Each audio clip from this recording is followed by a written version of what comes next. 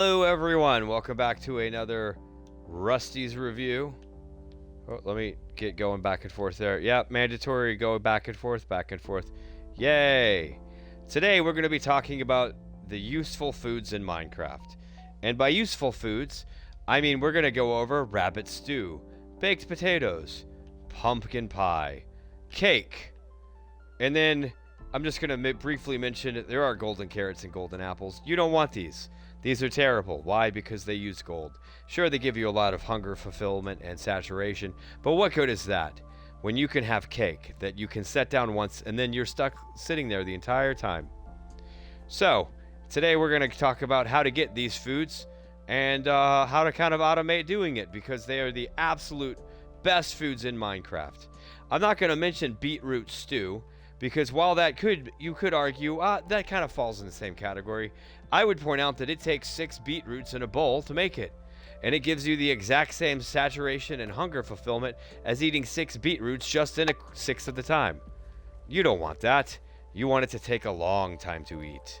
So today we're going to go to the absurd lengths you have to go through for these, what I consider these less desirable foods, or more desirables. So we'll start with cookies.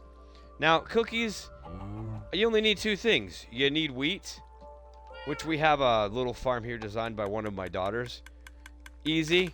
You get the wheat, you plant more down. And cocoa beans. If you saw my dye farm, this is real easy. And what you end up getting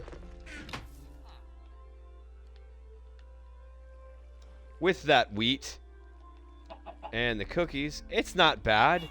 It's a decent exchange. Let's go over to a crafting table. Or can you do it on your own? Let's find out.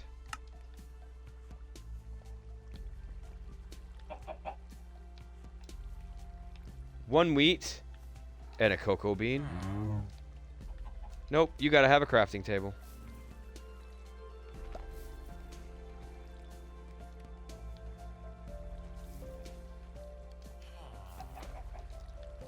You know what? I'm just gonna kick this in survival for a little bit. I don't feel like dealing with the creative menu. So we can stand there as you can't even see my overlay. And alright, we're in survival.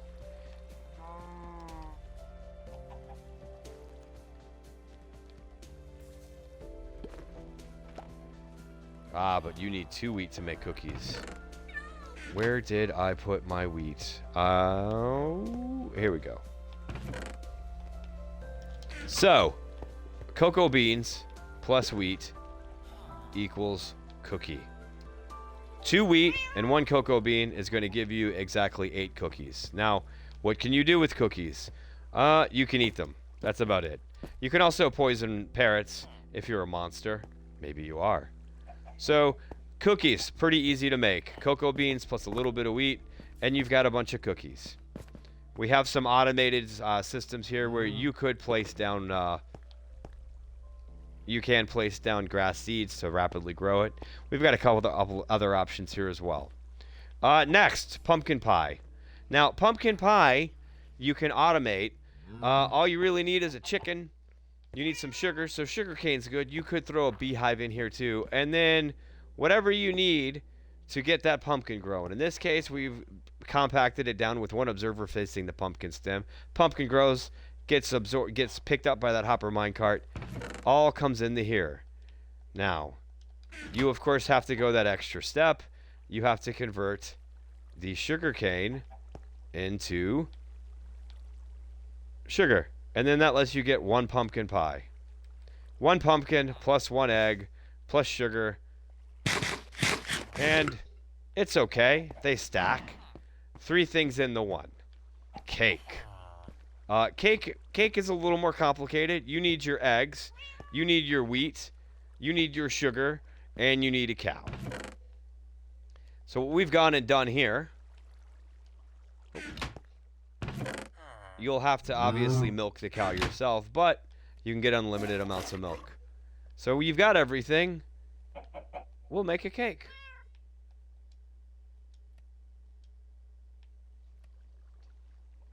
Oh, you know what? I'm informed that I need 2 milk. There we go. What we have to go through Is it 3 milk? It may be. It is, in fact, 3 buckets of milk. So, for the wonderful price of 6 iron to make your buckets, or 9, I don't remember the crafting formula, plus eggs, plus wheat, capturing a village, forcing this poor villager up here to forever be inside of your crop farm, as well as a bunch of automation, you can get cake. Cake is wonderful, because you want to eat cake, you just put it down. And then that's it. You can never pick it up. You can eat it rapidly, but if I try to pick this cake up, that's it. It's gone. Cake is probably the best food in the game. Why? Because once you set it down, you can just click it and eat it. I mean, yeah, you can't move around with it, but if you make a million cakes, you can just kind of lay them out. So I kind of wanted to show with some of this the little bit of automation you could do. Cake is okay. You need the fact that you need iron bucket. You need iron to have a cake farm. That's awesome. You could build that useless iron farm to get some of that, and of course capture the cow, force the villager to go and collect all that, and even with it being fully automated, you still have to use the crafting table. Same with pumpkin pie. Cookies are good because, well, you know, you can murder parrots with them. Other than that, they don't provide, I think, any saturation, but they're working a pinch if you find yourself there. But I want to talk about the best thing. The absolute best and greatest food in Minecraft has to easily be rabbit stew. Now I know what you're thinking. Rabbit stew is terrible. Getting rabbits is annoying. Well, if you get on YouTube, and I have a link in this in the description, or TV actually put together he was demonstrating how you could read the Janus files for Minecraft in order to figure out how to attract different types of mobs. And his idea was, let's farm the most worthless mob possible, rabbits. And he did that by building his tutorial is basically building this layout of a 16 by 16 with minecarts for trapdoors, and then having full-grown carrots, because rabbits will be attracted to carrots. They'll see this as a full block, they'll run over here and fall into the water flow. Now he built his in a snowy kind of tundra thing because he also wanted there to be polar bears there. And he demonstrated how you can attract polar bears by using foxes. Now, if you go into a desert biome, which is where I built all of this, the only passive mob that can spawn on grass is rabbits. This is probably the best place to get any kind of rabbit farm going. So in this case, they'll be attracted to the carrots. They'll fall down into my water funnel here. Well, they'll ultimately end up in a trident killer. Now, not to keep this simple yet, from there they have to go into an item filtration system. Because obviously I want to take advantage of looting through to maximize my return on my cooked meat. So I end up getting a lot of rabbit hides and rabbit's foots over here in the overflow. Down here is where my cooked rabbits will ultimately go after going through this item filter I have set up. And from there, they'll come down in here. So this farm I've made, which is terribly inefficient, probably makes 2 stacks an hour of cooked rabbit.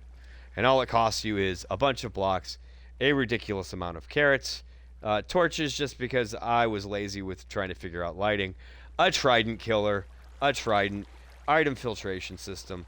I love it. This will get you cooked rabbits. You can just stand here with a looting 3 sword and let the cooked rabbit flow in. And you could use this rabbit hide for other stuff if you really wanted to. This has to be singly the best passive mob farm in the game. Rabbits are awesome. But besides cooked rabbit, which is what all this is getting me, you also need a mushroom of some variety. Now, of course, we could go and bone meal a single mushroom, break it down, and get a bunch of either white or red, but that's not good enough. We want full automation. Now, Rogue Fox designed this little module here. It's infinitely expandable. The way that it works is fairly simple. You have an observer constantly monitoring the puzzle in front of it. You have a brown mushroom both above and below, so that it will has any random tick. It's going to check, are there 5 mushrooms within my horizontal. So as long as they're in a row of 4, the game will say, nope, there's room. It'll grow one at some point here. And then as soon as it grows, let me show you.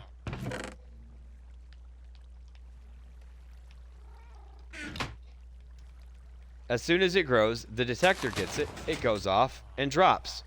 Hopper minecart picks it up and eventually brings it all back in here. You alternate in rows of 4 brown and 4 red. This is expandable. I have no idea how that managed to grow there. Mushrooms are weird. The rates on this farm, and this one I ran it for a while. Don't be fooled by this. This is me really ramping up the random tick speed.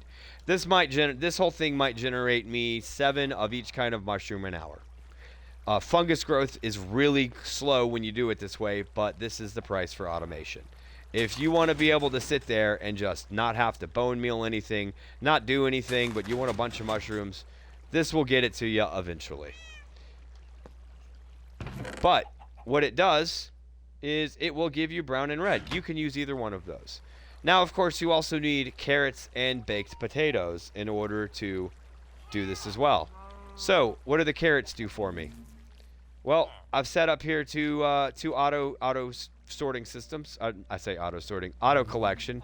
This is a smaller version of the Prowlers video that I showed for the red dye beetroot farm in my dye video. And what will end up happening is they will go and collect the carrots and throw them to the middle one. They'll also do the same with potatoes. And I will get all my carrots here.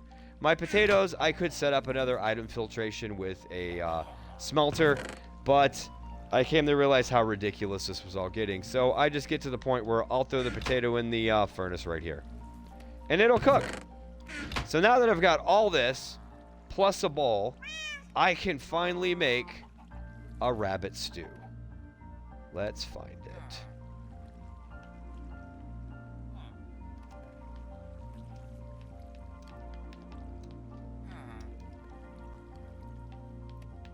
So with all this, what you end up getting is, there we go.